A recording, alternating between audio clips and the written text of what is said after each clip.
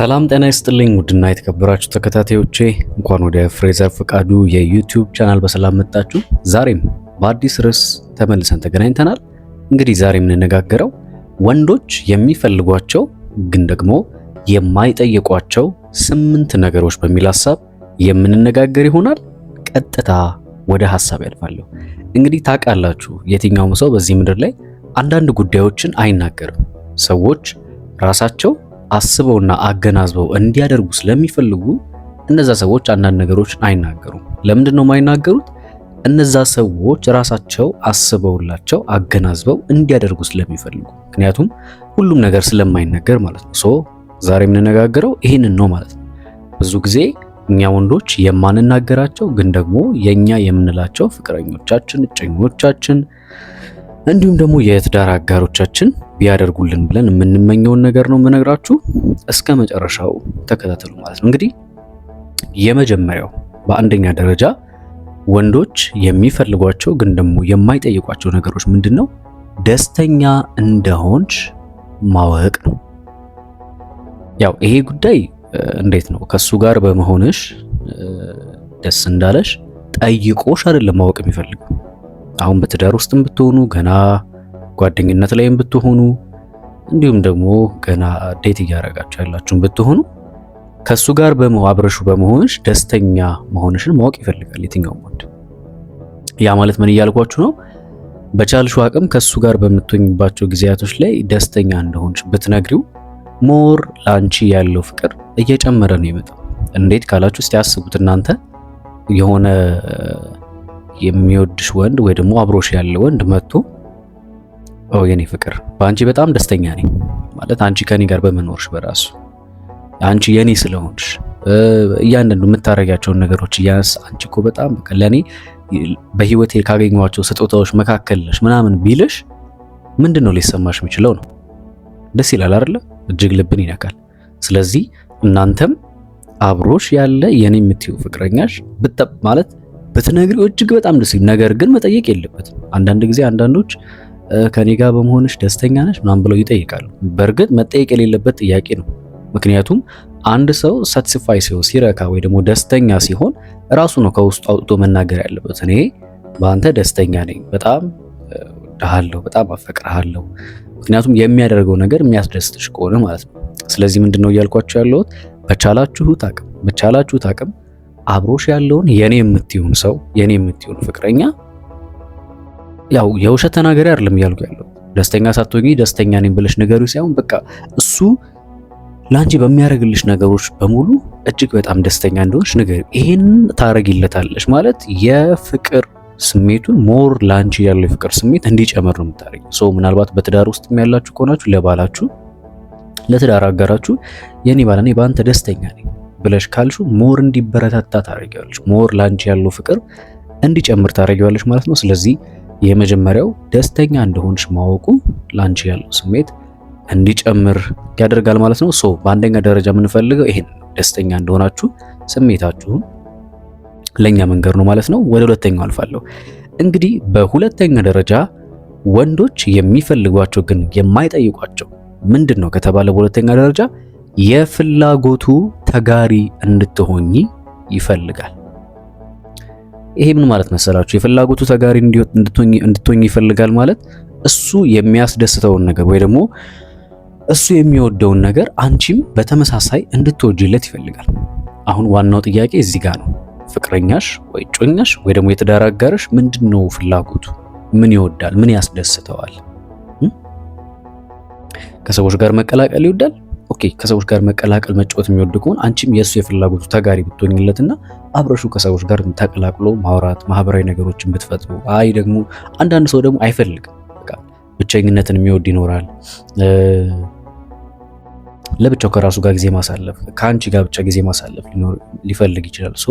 አንቺም ከሱ ጋር ሆነሽ የፍላጎቱ ተጋሪ መሆን ሲቀጥል ምንድነው የሚያዝናናው? ፊልም ነው? ጨዋታ ማየት ነው? ወጥቶ ሻይ ቡና ማለት ነው? ወክ ማድረግ ነው? መጽሐፍ ማንበብ ነው? መንፈሳዊ ነገር ነው ወይ ፖለቲካ? ምንድነው የሚያዝናናው ነው? እሱን ሊያዝናኑት የሚችሉ ነገሮችን አንቺም በቻልሽው አቅም የሱ ተጋሪ ለምሳሌ አሁን ጨዋታ የሚደግፍ ኳስ የሚያይ ከሆነ አንቺም ከሱ ጋር ብትቺ የሆነ ነገር ብታረጊለት በቃ የሚያስደስተው ነገር ከሆነ እንደ ጊፍት መንገድ የሆነ ኳስ የሚወድ ከሆነ ለምሳሌ የሚወደውን ቡድን ዝም ብለሽ የሆነ ነገር ማሊያውን ገዝተሽ ብትሰጪው እንደ ጊፍት ከላይ ልብሱን ብቻ ምናምን ብትሰጪው እጅግ በጣም ነው ደስተኛ የሚሆነው። ፊልም የሚያይ ከሆነ መጽሐፍ ማንበብ የሚወድ ከሆነ መጽሐፍ ብትገዢለት የሚወደው ነገር በቃ አንቺም ከሱ ጋር ሰፖርት እያደረግሽው የምትቀጥይ ከሆነ ይሄ በጣም ለሱ ትልቅ ሚኒንግ አለው። ስለዚህ ሁለተኛው ምንድነው ወንዶች የማይናገሯቸው ማለት እንደዚህ የፍላጎት ተጋሪ እንድትሆኚ እፈልጋለሁ ብሎ ላይነግርሽ ይችላል። ነገር ግን አንቺ እዛ ነገር ላይ አክቲቭ ሆነሽ ብታሳዩ ግን እጅግ በጣም ደስተኛ ይሆናል ማለት ነው። ስለዚህ እያወሯችሁ ያሉት ምንድነው በቻላችሁት አቅም የፍላጎቱ ተጋሪ ሁኑ፣ እያበረታታችኋለሁ። እንግዲህ ወደ ሶስተኛው እናልፋለን። በሶስተኛ ደረጃ ወንዶች የሚፈልጓቸው ግን የማይጠይቋቸው 7 ነገሮች ምንድናቸው? 8 ነገሮች ምንድናቸው ከተባለ ወሲብን እንድትጀምሪ ይፈልጋል። ይሰማል አይደል? ያወራሁት ወሲብን እንድትጀምሪ ይፈልጋል ማለት ነው። አንዳንድ ጊዜ ያው ብዙ ጊዜ ወሲብን ፈላጊው ወንድ ነው አይደል? ያው እናንተ አትፈልጉም እያልኩኝ ሳይሆን ፈላጊ ስላችሁ አስጀማሪው ቀስ እያለ እያወራ እየደባበሰ እያቀፈ እየሳመ ምናምን የሚጀምረው እሱ ነው። ነገር ግን ሁልጊዜ መሆን የለበትም። አንዳንድ ጊዜ ደግሞ አንቺ ደግሞ ራስሽ መተሽ እንድትጀምሪም ይፈልጋል። ምን ማለት ነው? በቃ ቤትሽን ፏ አድርገሽ እሱ ከስራ ሲገባም ሊሆን ይችላል፣ አብራችሁ መሆናችሁ ሊሆን ይችላል። አለባበስሽን ፏ አድርገሽ ቤትሽን ፏ አድርገሽ ጠረንሽን ምናምን ቀይር አድርገሽ ለዛ ነገር አብራችሁ ጊዜ እንድታሳልፉ ፍቅር እንድትሰሩ የሚጋብዘውን አይነት አትሞስፌር ስትፈጥሪለት እጅግ በጣም ነው የሚያስደስተው ከምታስቢው በላይ። ስለዚህ ማለት እንዲህ ብታረጊልኝ እኮ ደስ ይለኛል ብሎ ላይነግርሽ ይችላል።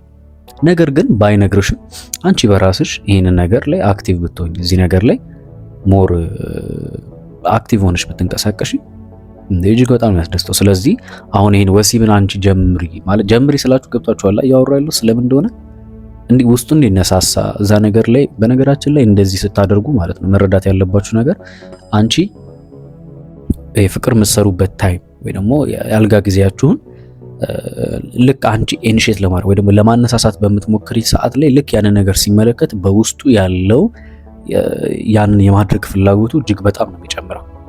ስለዚህ ጥቅሙ ለአንቺም ለሱም ነው ማለት ነው። ስለዚህ ይሄን ነገር መረዳት አለብሽ። በሶስተኛ ደረጃ ወንዶች የማይናገሯቸው ግን ሴቶች ቢያረጓቸው የሚፈልጓቸው ነገር ምንድነው? ወሲብን አንቺ እንድትጀምሪ ነው።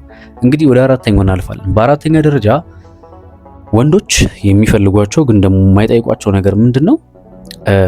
ከዛ በፊት ግን ፕሊዝ ላይክ ያላረጋችሁ ሰዎች ላይክ አድርጉ። አካውንቴ ጥሩ ስላልሆነ በቻላችሁት አቅም ሼር ምናምን ማድረጋችሁን አትርሱ። በግል ማማከር የምትፈልጉ ሰዎች ያው ከታች እዚህ ጋር ያስቀምጥኩላችሁ ዩዘር ኔም እና ስልክ ቁጥር አለ። በዛ እየመጣችሁ ልታማክሩኝ ትችላላችሁ ማለት ነው።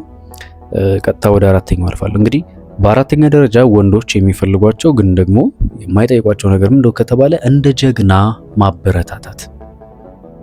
ይሰማል አይደል? እንደ ጀግና ማበረታታት ማለት ባልሽን ወይ ደግሞ የትዳር አጋርሽን ወይ ደግሞ እጮኛሽን ሊሆን ይችላል